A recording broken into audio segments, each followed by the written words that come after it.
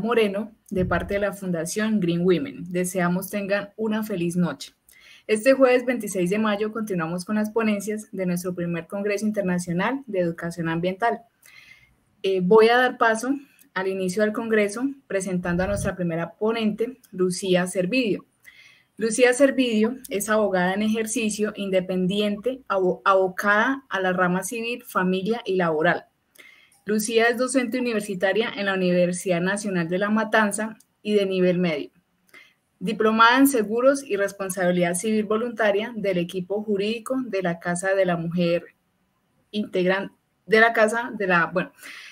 equipo jurídico de la Casa de la Mujer, y es integrante y embajadora en Argentina por Green Women. Adelante, Lucía. Hola, buenas noches. Gracias, Gabriela. ¿Cómo están? ¿Todo bien? Bueno, espero que así sea. Bueno, voy a apagar la cámara por el tema de señal de internet. Para una mejor señal, quiero decir. Y Gaby, cuando quieras, podés ya mostrar la presentación, el Power, para empezar. Cuando lo vea, empiezo.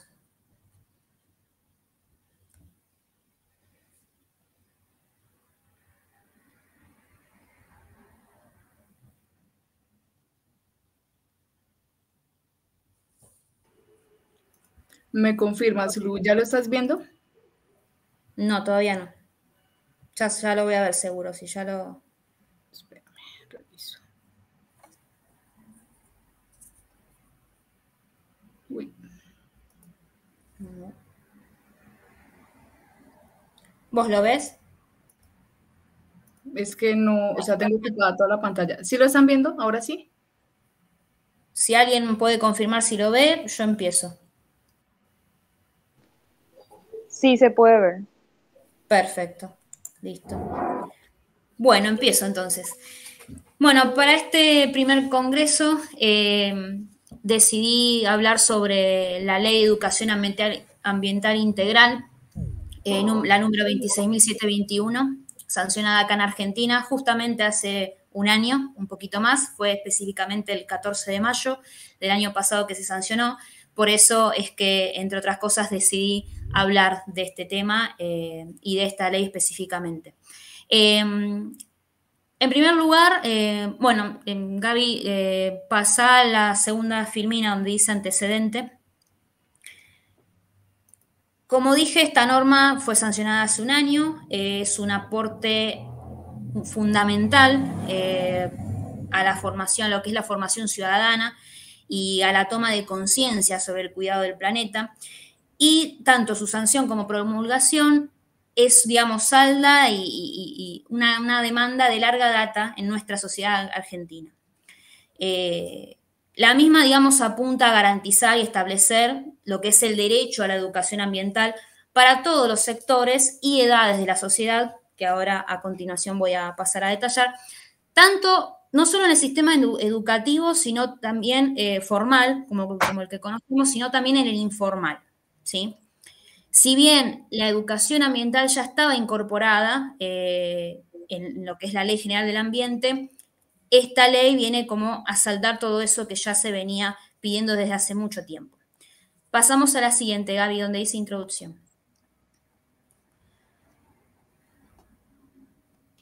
La generalidad de esta ley es que aborda 3 ámbitos de la educación, ¿sí? El formal, que es el sistema educativo tradicional que conocemos, cada país, teniendo en cuenta los oyentes de este congreso, cada país tendrá diferencias o sus particularidades en sus sistemas, pero aborda tanto lo formal, en lo que es el sistema educativo tradicional, escuelas, universidades, etcétera, el no formal, es decir, organizaciones civiles, de la sociedad civil, etcétera, y el ámbito informal, ¿no? Que serían los medios de comunicación, ¿sí?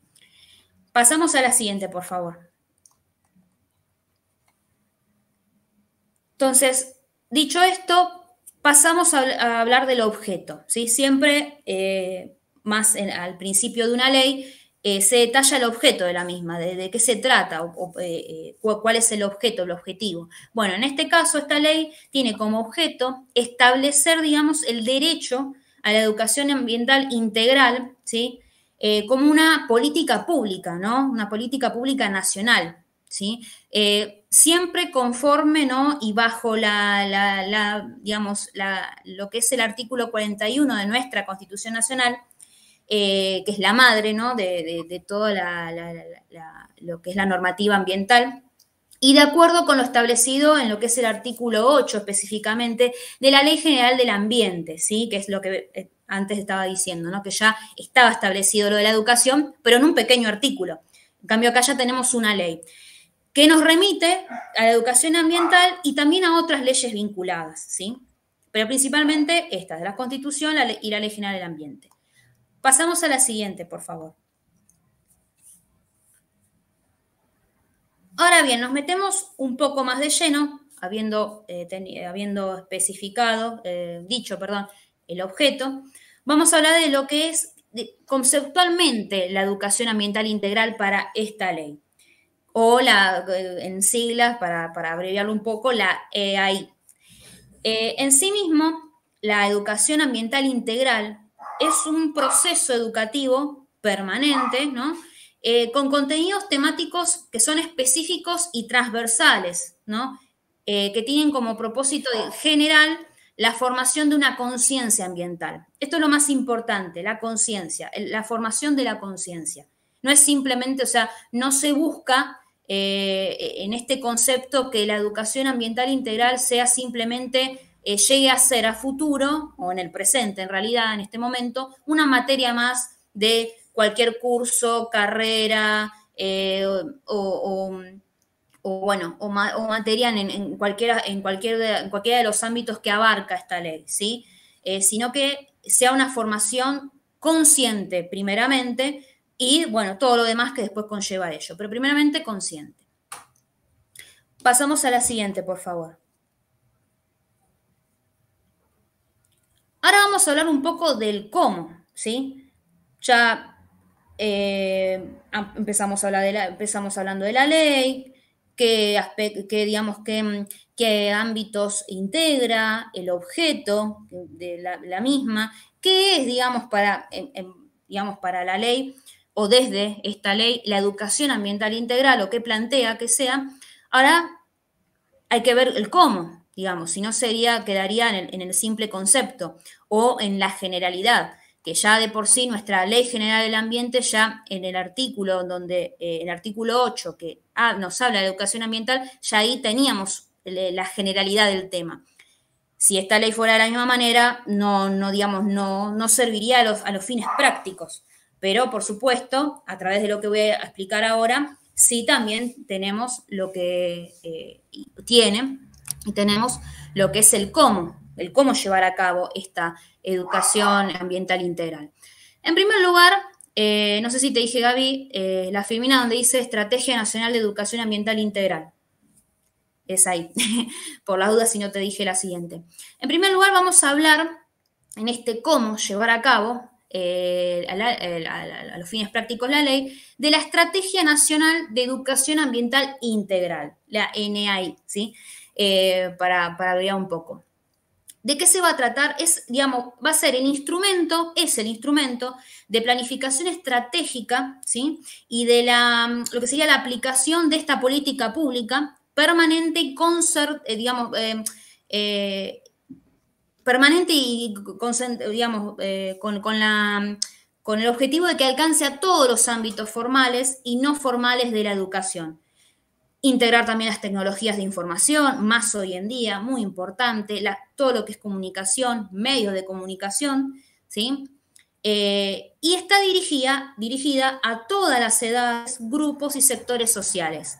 En lo que respecta al primer ámbito que hablábamos al principio, de la educación formal o tradicional, desde lo que es el nivel inicial, jardín de infantes, jardín de niños, kinder, como lo llame en cada uno de los países, desde el nivel inicial hasta los más altos grados, universitario, posgrado, extensión, ¿sí? Terciarios, con el fin de territorializar, ¿no? Digamos, de acaparar la educación ambiental mediante acciones en el corto, mediano y largo plazo, ¿sí? De punta a punta, o sea, en todo el territorio de la nación.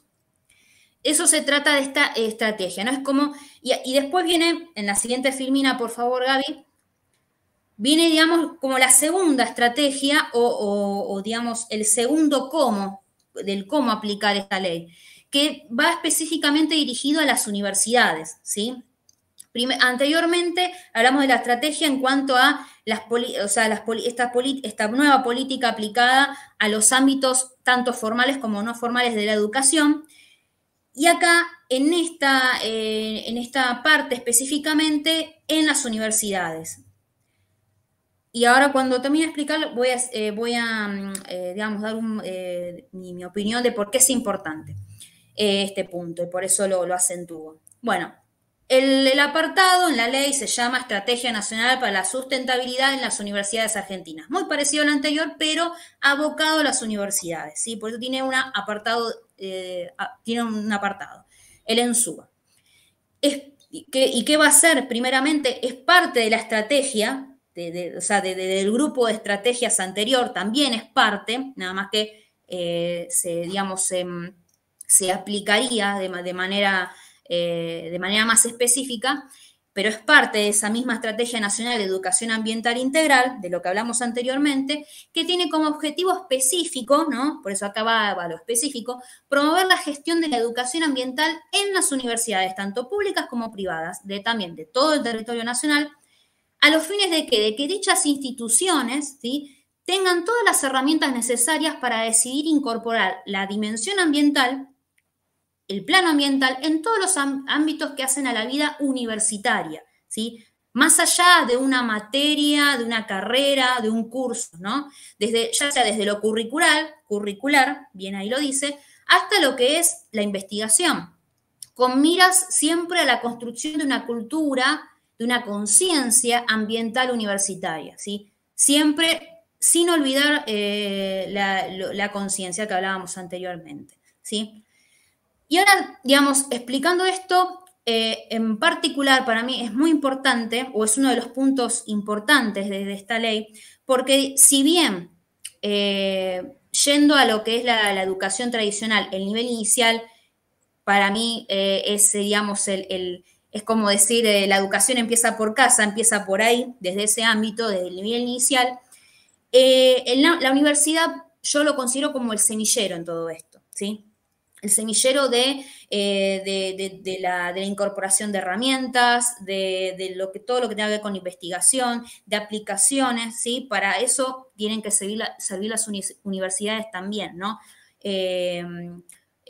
No solo una simple casa de altos estudios, en donde cada uno, por supuesto, hace su carrera para llevar a cabo una profesión a futuro y demás, sino también desde esta ley, desde este plano, poder contribuir a la conciencia ambiental, ¿no? Y en consecuencia a un mejor desarrollo del medio ambiente, ¿sí? Pasamos a la siguiente, por favor. Dicho esto, esta ley, así como la Ley General del Ambiente, también tiene una serie de principios que en alguna ponencia anterior también de Green Women lo he desarrollado. Esta ley también ha establecido principios, pero ya dirigidos a lo que es la educación ambiental integral, ¿sí? A lo que nos llama esta ley. En primer lugar, hay algunos que los voy a mencionar, pues si no se va a hacer más largo de lo que fue pedido, y otros lo voy a explicar un poco por una cuestión interpretativa. En primer lugar, tenemos el abordaje interpretativo y holístico, ¿sí? ¿Que a qué refiere? Refiere, digamos, a adoptar Gaby, por favor, la siguiente filmina, donde están los principios. Gracias. En primer lugar, refiere a adoptar un enfoque que, digamos, permita llegar a un pensamiento crítico y resolutivo en el manejo, digamos, de temáticas y de problemáticas ambientales, ¿sí? El uso sostenible de los bienes y los servicios ambientales, la prevención también de la contaminación y la gestión integral de residuos, ¿sí? Lo más importante de este principio es adoptar este enfoque crítico y resolutivo, ¿sí? O sea, que la ley no sea solamente una serie de artículos que uno tenga que saber que existen y que son importantes y que hay que tenerlos en cuenta, sino que nos lleve a la crítica y a la resolución de esta política pública. El siguiente principio, el respeto y valor por la biodiversidad. El siguiente principio de equidad, pero este principio de equidad lo aparto un poco porque no solo se refiere a nivel social o a las relaciones sociales, sino también con la naturaleza. Incorporamos la naturaleza en este principio, ¿sí? El siguiente, el principio de igualdad desde el enfoque de género. El reconocimiento de la diversidad cultural, muy importante también, un punto muy importante más para nosotros, ¿no? Que estamos todos reunidos acá. ¿Por qué? Porque el rescate y la preservación de las culturas de los pueblos indígenas es importante para que la educación ambiental contemple, ¿no?, formas democráticas de participación de las diversas formas de relacionarse con la naturaleza. Pueblos indígenas originarios, la ley dice terminológicamente indígenas, pero entendemos a lo que se refiere, ¿no? Esto es lo importante, ¿no? Digamos, no solo para lo que es la democracia, sino para la participación, sobre todo, de las diversas formas de esto que decía, ¿no?, de relacionarnos con la biodiversidad, la naturaleza y demás, ¿sí? El siguiente principio tenemos lo que es la participación y formación ciudadana, ¿m? El cuidado del patrimonio natural y cultural, de esto ya también conocemos. Otro principio es la problemática ambiental y los procesos sociohistóricos. ¿Por qué? O sea, porque deben considerarse a la hora de abordar estas problemáticas ambientales los procesos sociohistóricos que integran tanto factores económicos, políticos, culturales, sociales, tecnológicos, ecológicos, éticos también, y sus propias interrelaciones, ¿no? A eso se refiere. O sea, tener en cuenta todos los contextos posibles. La educación en valores, fundamental. El pensamiento crítico e innovador, y en este principio lo que marca más, digamos, es la innovación, ¿sí?, que tanto tenemos presente hoy en día. Y por último, el ejercicio, digamos, ciudadano del derecho a un ambiente sano. ¿Qué significa? Digamos, sería abordar desde un enfoque de derechos, promover el derecho a un ambiente sano, equilibrado y apto para el desarrollo humano y productivo de las presentes y futuras generaciones. Esto ya me lo sé de memoria porque lo dice la propia Constitución en el famoso artículo 41 que tenemos, tanto en relación con lo que es la vida, las comunidades y los territorios. A eso se refiere este principio que para mí engloba todos los que ya venimos mencionando. Estoy tratando de apurar un poco para no pasarme de tiempo. Pero bueno, espero haber sido igualmente clara. Gaby, pasamos a la siguiente, por favor. Ya vamos terminando. El derecho a la información. Otro apartado de esta ley, ¿sí?, que me gustaba poder charlarlo. ¿Qué nos dice respecto a la información? ¿Y por qué está incluido en la ley?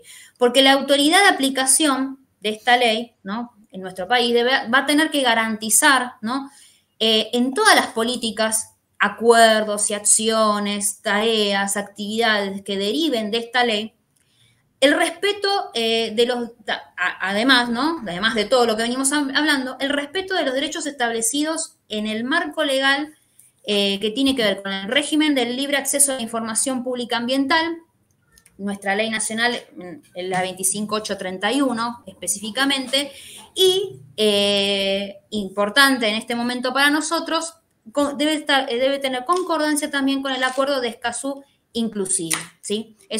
Por eso lo quise adherir a esta ponencia, ¿sí?, por el acuerdo sobre todo, ¿sí?, por la incorporación en este tema dentro de la ley, ¿sí?, lo que es la información.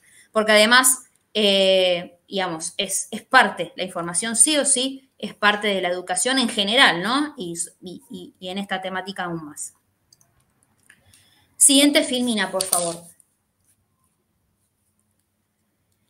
Ahora bien, yendo ya mucho más a la práctica, por supuesto que cada ley tiene su reglamentación, ¿no? Esto va de suyo, pero de todas maneras tiene que haber practicidad en cada una de las leyes que se sancionan, ¿sí? Debe tener su contenido práctico. Y en este apartado en particular, en cuanto al contenido curricular, va más allá todavía de lo práctico. Digamos, ¿a qué me refiero con el contenido curricular? A su incorporación como materia de estudio, ¿sí? Acá sí como materia de estudio. ¿Qué deberá abordar? Y esto llevándolo a todos los ámbitos, niveles, edades, ¿no? Lo que ya venimos hablando. Deberá abordar, la ley dice que deberá abordar primeramente la toma de conciencia. Volvemos a lo mismo. Sobre la importancia del ambiente. O sea, tan sencillo como eso.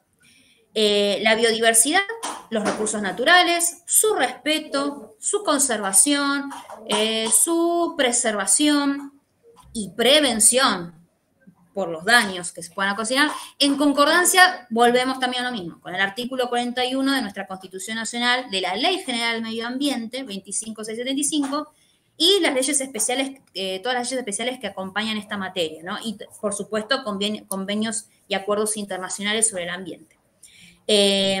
Pero fíjense en que acá vuelve a lo mismo, ¿sí? O sea, está hablando de la educación ambiental como materia, que en cada uno de los niveles y ámbitos tendrá su nombre específico, pero, o sea, así todo, hablando de la educación ambiental como materia, como un contenido curricular, lo primero que dice o habla es de la conciencia, ¿sí?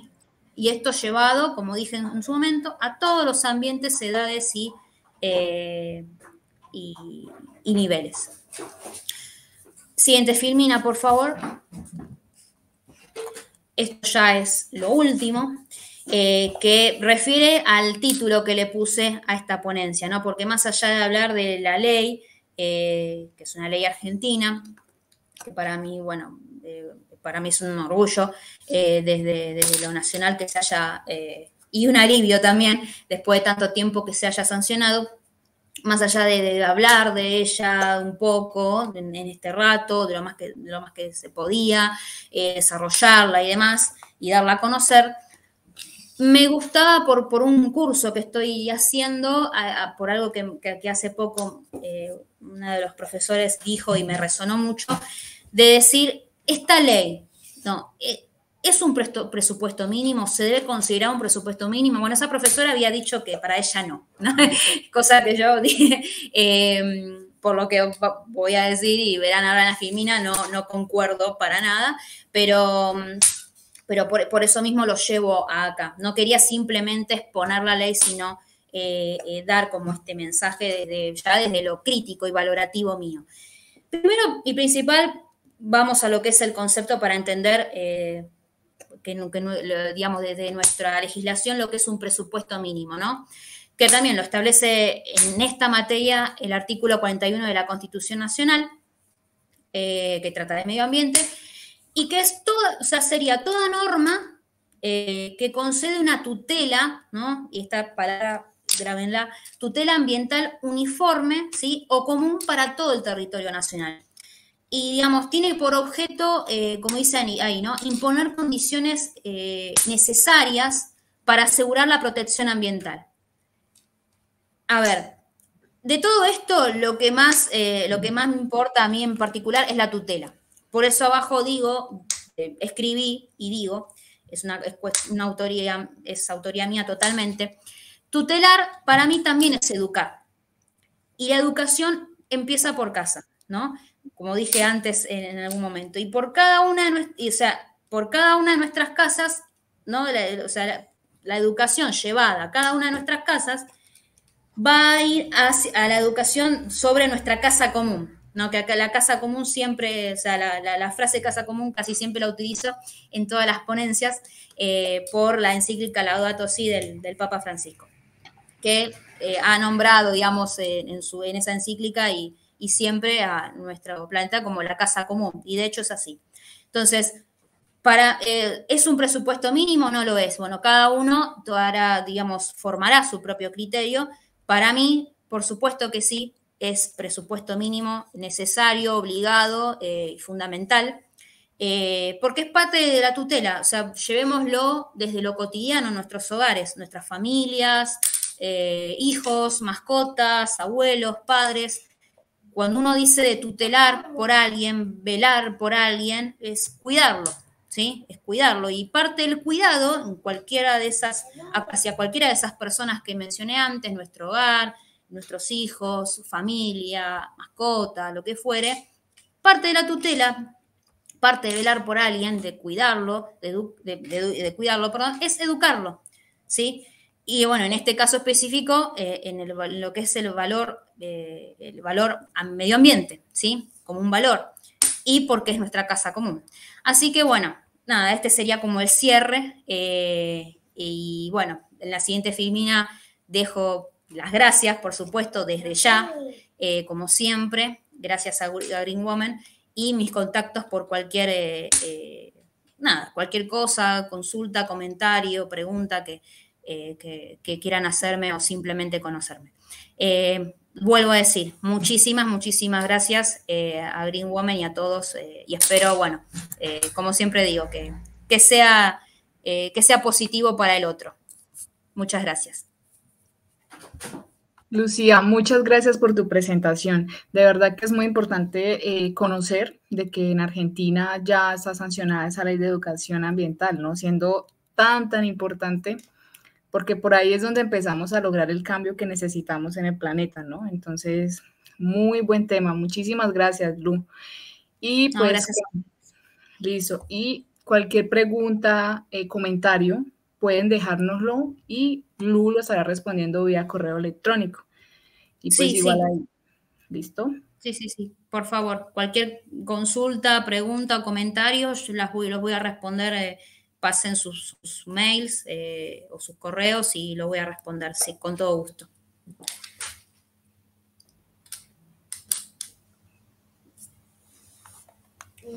Bueno, entonces vamos a dar paso a nuestra segunda ponencia, que está a cargo de Grisel Torres.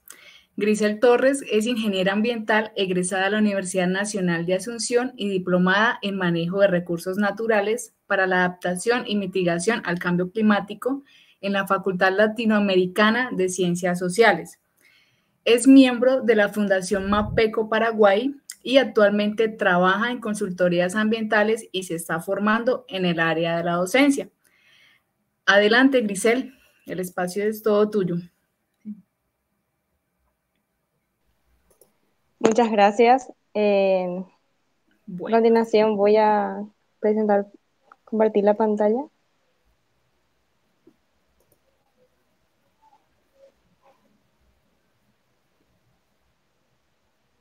Ahí.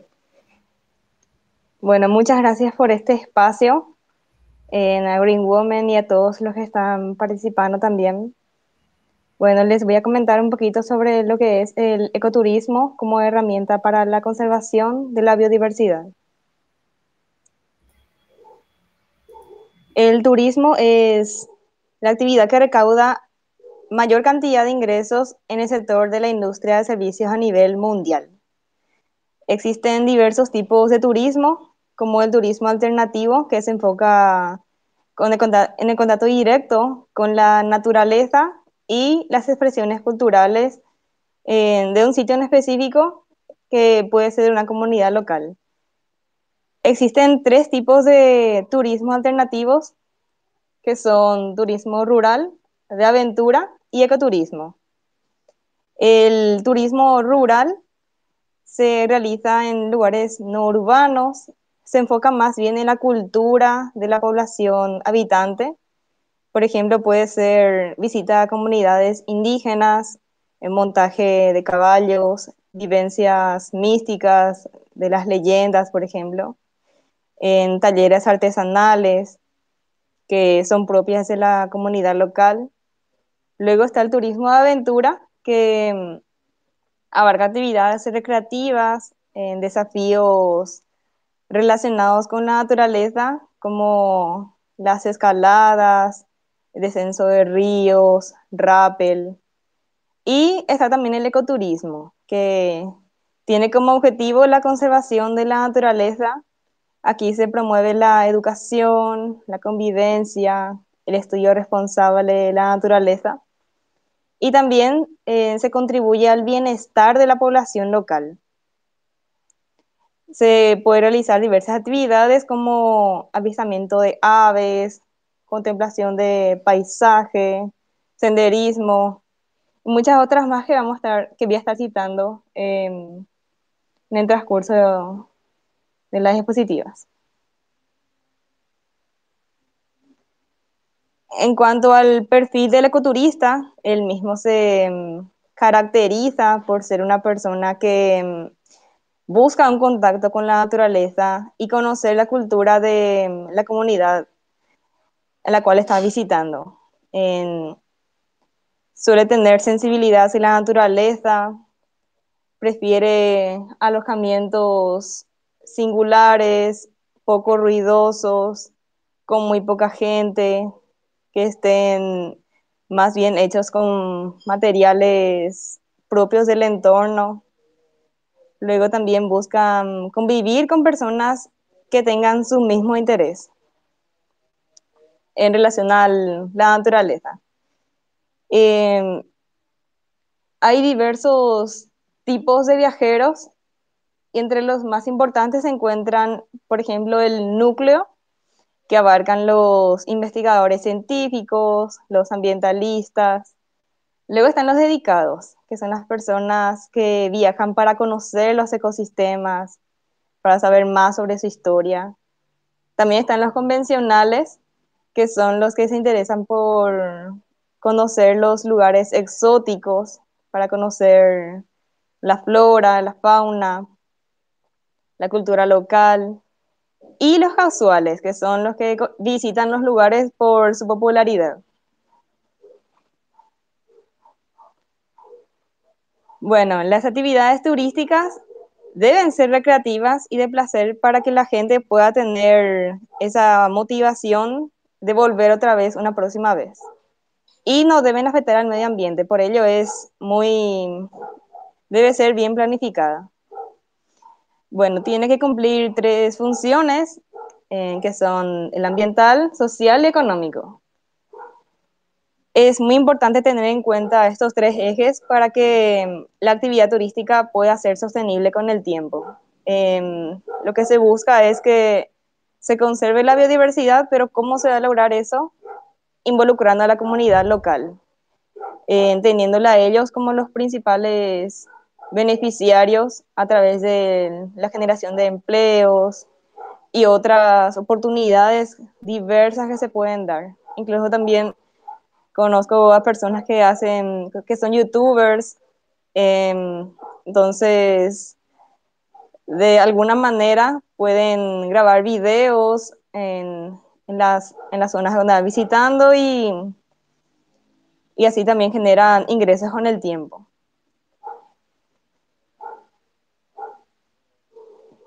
Bueno, los tipos de actividades deben ser de baja intensidad. Se encuentran, por ejemplo, los talleres especializados o de educación ambiental que abarcan rastreo de fauna. Aquí, por ejemplo, puede haber, como a veces es complicado poder ver animales grandes cuando uno visita un área natural, porque se esconden, tienen miedo. Entonces, el rastreo de fauna es muy interesante ya que permite tener un contacto indirecto con esos animales y saber que están ahí. Por ejemplo, puede ser a través de las huellas, las heces que dejan, los pelos, restos óseos, en aquellos restos, por ejemplo, que son dejados también por las aves carroñeras. Luego los nidos también, en fotografía de paisaje. Bueno, el ecoturismo es muy delicado y más adelante voy a contar por qué se debe tener bien, hay que planificar bien en cómo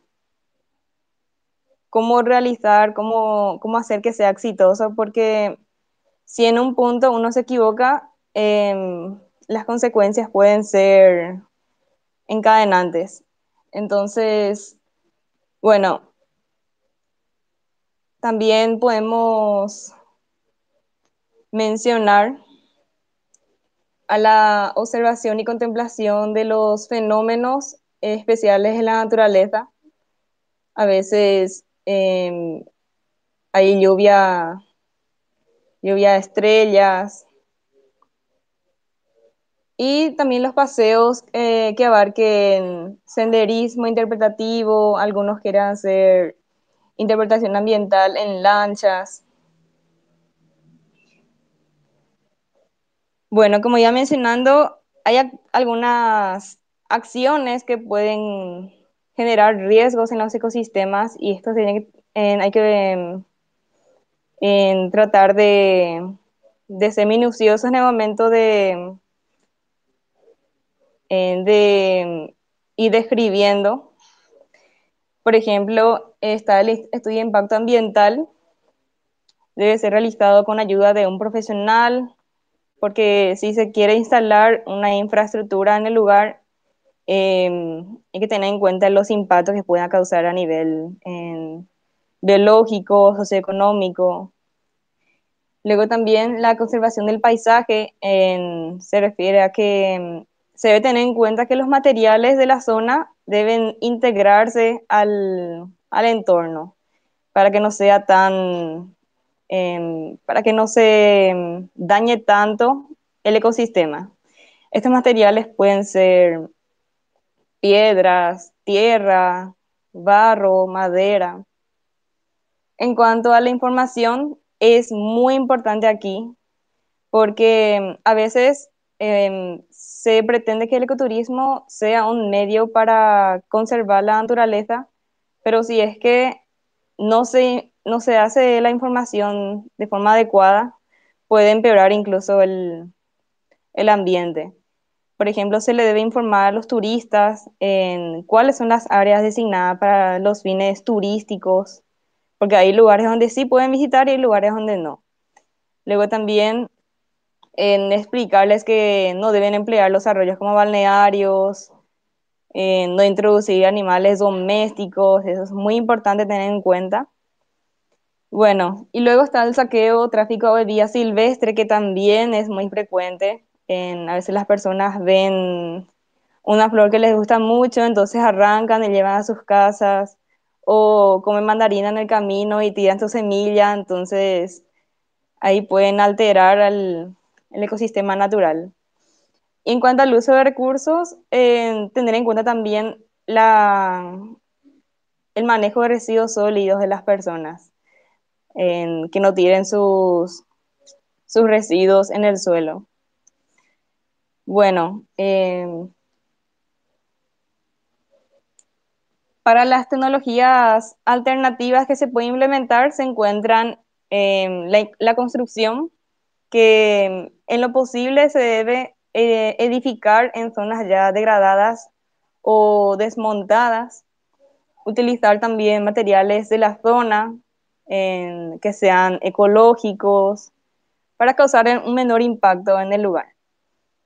En el agua, bueno, hay que tratar de buscar que los jabones y detergentes sean biodegradables y también buscar sistemas de captación de agua pluvial para las actividades de limpieza, para los riegos.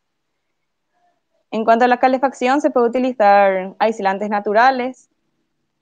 En cuanto a las aguas negras y grises, se puede utilizar el agua de lavado de utensilio para el inodoro. También es muy interesante mencionar que se puede construir baños secos, los cuales no requieren el empleo de agua. También en cuanto a la energía, se puede aprovechar al máximo la luz natural y utilizar focos de bajo consumo. De ser posible, no usar velas para evitar incendios o en todo caso atender a que la vela, o sea, no desatender la vela, sino que estar ahí atentos por si se caiga. Bueno, luego el transporte es importante tener en cuenta que se debe evitar en lo posible los vehículos con motor, tratar de incorporar más medios como bicicleta, canoa. Y también se puede trasladar por grupos. En el caso de utilizar vehículos con motor, por lo menos trasladar por grupos para que se pueda hacer la menor cantidad de viajes, porque a mayor viajes también hay mayor impacto en un área natural. Luego, en cuanto al hospedaje, tratar de evitar el uso de insecticidas, repelentes, y en cambio se puede emplear telas mosquiteras. Si hace mucho calor, utilizar ventilador y no aire acondicionado, por ejemplo. Luego, en cuanto a los residuos, tratar de practicar la separación de los residuos sólidos para que luego se puedan reciclar o vender. Hay diversas opciones de altura, que puede ser a través de plataformas, torres, tirolesas. Aquí es muy interesante también porque estas opciones permiten que las personas puedan apreciar mejor la extensión de la vegetación, ya que pueden estar en un lugar un poco más alto y ver qué tan altos son los árboles. Pueden ver también mejor la actividad de las aves, de los insectos voladores y aquellos animales que habitan en los árboles, como los monos. También se puede organizar visitas a distintas horas del día para apreciar el amanecer, el atardecer, inclusive realizar observación astronómica. Bueno, las opciones en la altura pueden ser tirolesas, puente colgante, árboles altos.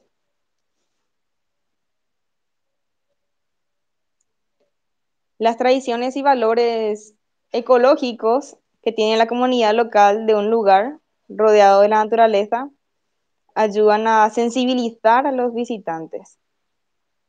Y de esta forma también se les motiva a ellos a no solo enamorarse del entorno, sino que también se puedan involucrar en su cuidado y conservación. Los conocimientos locales se pueden transmitir a través de actividades como los programas de reforestación. Se puede elegir zonas para enseñar a los ecoturistas a sembrar especies endémicas y también de paso enseñarles sobre la función de dichos plantines dentro del ecosistema. Luego también se puede crear viveros con las especies endémicas o especies nativas del lugar. Se puede elaborar abono y luego, o sea, se puede elaborar abono con los restos de verduras, frutas que generan los turistas y luego también se pueden vender incluso. Se puede también realizar talleres de usos de plantas locales a través de los conocimientos de plantas de usos medicinales. Aquí los indígenas pueden ejercer un rol muy importante, ya que tienen amplios conocimientos. Luego también se pueden elaborar productos orgánicos como mermeladas, jabón, pinturas, artesanías que son propias del lugar. Bien, en conclusión, la vida silvestre es cada vez más reconocida cada vez más valorada por los turistas y es también más demandado o sea, cada vez se requiere más demanda de nuevas actividades para poder satisfacer a los turistas. Por ello es muy dinámico. Bueno, y tiene mucho potencial socioeconómico también, porque si se conserva un lugar, vamos a suponer un parque nacional, en la comunidad local va a recibir muchos turistas y estos van a necesitar un lugar para poder dormir, para poder comer, o también van a querer comprar recuerditos, en- o necesitar un guía turístico. Entonces, esa atracción permite a la comunidad local que pueda ser beneficiada. Y es como es un apoyo mutuo, entonces, ya que la comunidad local va a verse más motivada para conservar el lugar al saber que es su fuente de ingreso. Eh, Existen condiciones favorables para realizar este tipo de turismo y a pesar del deterioro de los recursos naturales, todavía se encuentran con muchos atractivos. Se encuentra también con muestras de biodiversidad en los museos, por ejemplo. Para poder llevar a cabo de manera correcta una buena planificación de una actividad turística, se debe tener en cuenta que los recorridos deben ser siempre mantenidos. Luego también se debe incorporar guías que estén en constante formación, ya sea también por los conocimientos, o sea, ya sea por los conocimientos que deben tener para poder enseñar a las personas sobre lo que hay, como también en la actitud, el carisma, que pueden favorecer para que las personas tengan más ganas de volver em, o recomendar a los demás. Bueno, y también en la elaboración de los circuitos es muy importante tener en cuenta,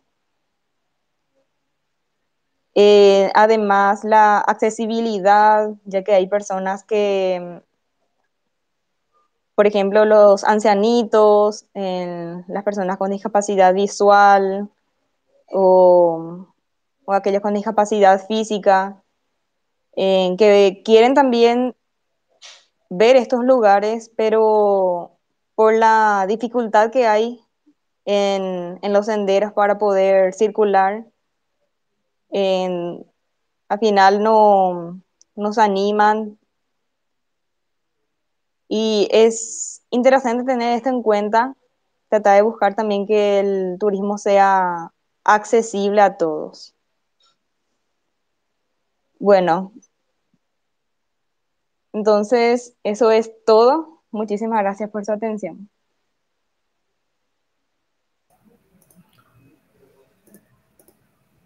Muchas gracias a ti, Grisel, por presentarnos ese tema tan bonito en esta noche y que nos motiva pues, a tomar ese tipo de turismo, ¿no?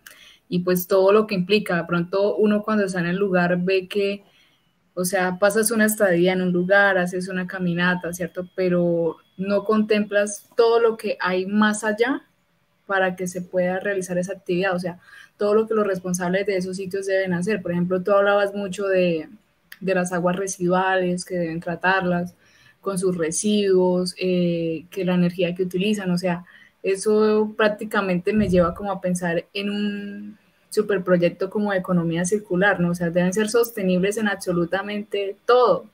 Entonces es súper interesante pues conocer más a fondo y todo lo que se puede hacer, o sea, desde ver estrellas hasta deportes extremos. Entonces es súper. Gracias. Sí, ¿y tú trabajas en un proyecto de esos en algún sitio turístico, ecoturístico? Aún no, pero me estoy formando en eso. Estuve participando, sí, para se suelen hacer talleres de ecoturismo o de avistamiento de aves, eso principalmente yo soy de Paraguay y participo bastante en esos espacios. Entonces, a través de lo que voy viendo, de la forma en que se van llevando a cabo las actividades, voy formándome un poquito y bueno, eso. Sí, hay mucho por aprender, es bastante interesante el tema. Y bueno, Álvaro, hay preguntas en nuestras redes, comentarios.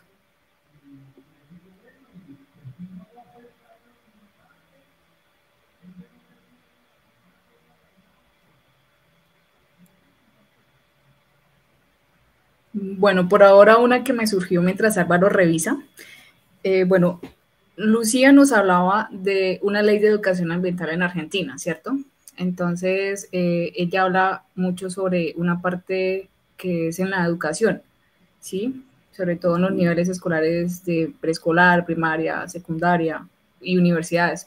Entonces, ¿cómo podríamos, digamos, como complementar esa educación ambiental? O sea, trabajar esa educación ambiental desde el ecoturismo, ¿sí? Siendo desde un ámbito escolar. Sí, y lo que generalmente se hace es organizar excursiones. Hay una diferencia otra vez, lo que es excursión y turismo, ¿verdad? Excursión es cuando se lleva a cabo en el lapso de un día, un viaje, y turismo generalmente es en más de un día.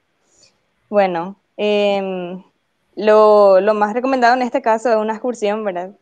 En un área protegida, que pueda ser guiado por un guardaparque, que les pueda, que les pueda también transmitir todo lo que él va viviendo en ese lugar, los desafíos que hay, y les ayude, o sea, les sirva como guía también, guía de interpretación ambiental a través de los senderos.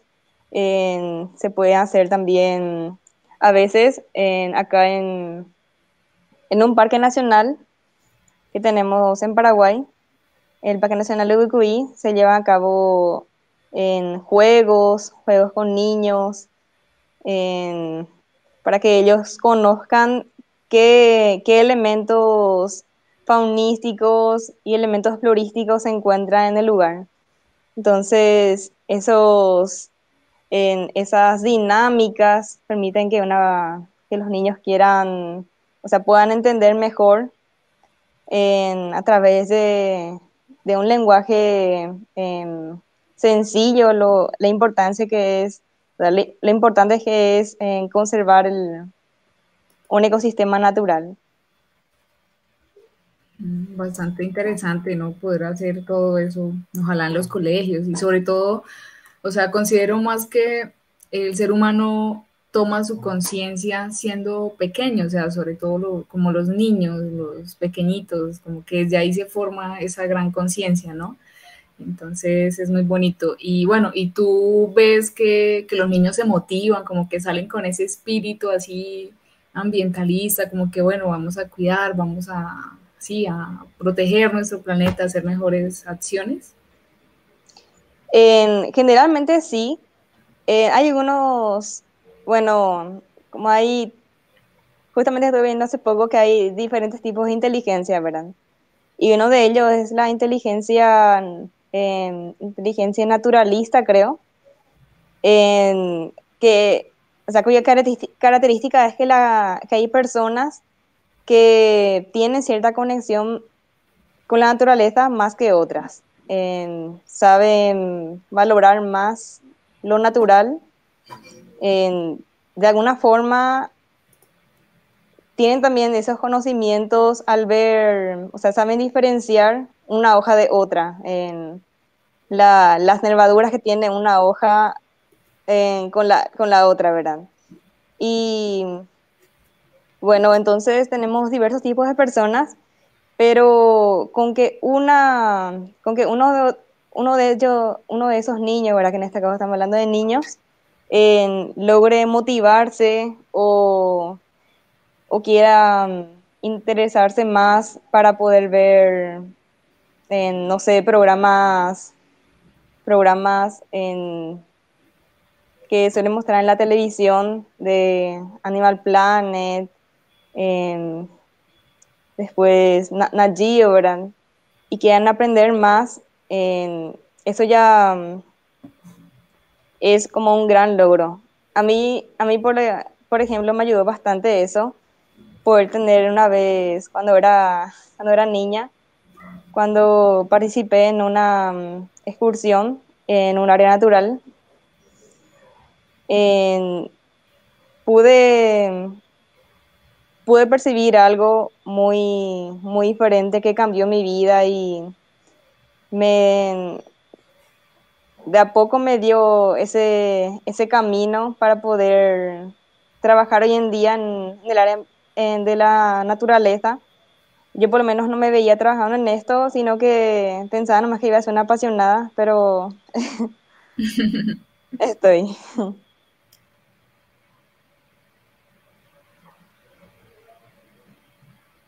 Claro, o sea, eso desde chiquita te impactó y te llevó a, bueno, a estudiar tu carrera y a estar trabajando en todo eso y promover esos proyectos.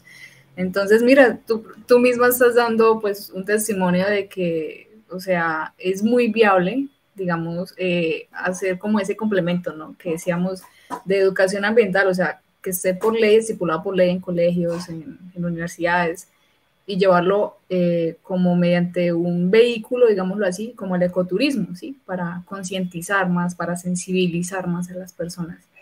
Entonces, mira. Sí, también incluso se puede aprovechar la presencia de los scouts. Hay niños, hay muchos niños scouts, entonces se les puede invitar a ellos para que también se mezclen con con los niños que se van a ir por parte de una escuela. Y así o sea, ocurre ese intercambio de saberes, de, em, de intereses de un niño a otro. Entonces, así lo que se lograría es que un niño em, tenga, o sea, perciba un interés a través de una persona de su misma edad, porque a veces uno entiende más o sea, a uno le cuesta entenderle a alguien que sea una persona adulta, por ejemplo. Sí, es verdad, ¿no? O sea, y entre ellos ahí tienen sus ideas y sus cositas y se entienden. Muy bueno. Sí. Bueno, Grisel, puedes dejarnos tus datos de contacto, ¿sí? Por si alguno de las personas que están aquí mirándonos desde los diferentes canales desea hacer un comentario o tiene alguna inquietud o pues alguna propuesta, no sé, hacerte. Entonces, para que ellos se puedan contactar, ¿sí? Sí, claro que sí. No sé dónde dejo en el chat. Sí, puede ser en el chat y nosotros los publicamos ahí por los medios de transmisión. Perfecto. Sí, claro que sí, cualquier cosa que quieran saber o si se les ocurre alguna idea, bienvenido sea. Podemos incluso también formar un equipo a distancia, todo lo que podamos aportar es muy válido.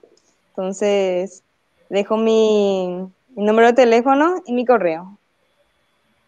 Perfecto, Grisel.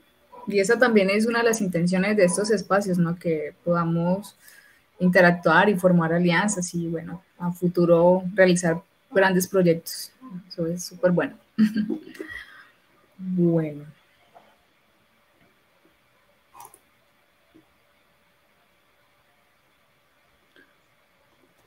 listo. Entonces, pues sin más que decir en esta noche, entonces damos muchas gracias a todos nuestros ponentes. por sus presentaciones, por transmitirnos todos estos conocimientos, ¿sí? Hacérnoslos llegar de una manera tan dinámica, tan bonita, tan sencilla. Y pues continuaremos con nuestro primer Congreso de Educación Ambiental, los esperamos mañana. Y pues también muchísimas gracias a todas las personas que se tomaron su tiempo para escucharnos, para estar aquí aprendiendo. Entonces, les deseamos una bonita noche a todos. Muchísimas gracias, es un placer. Bueno. Hasta luego.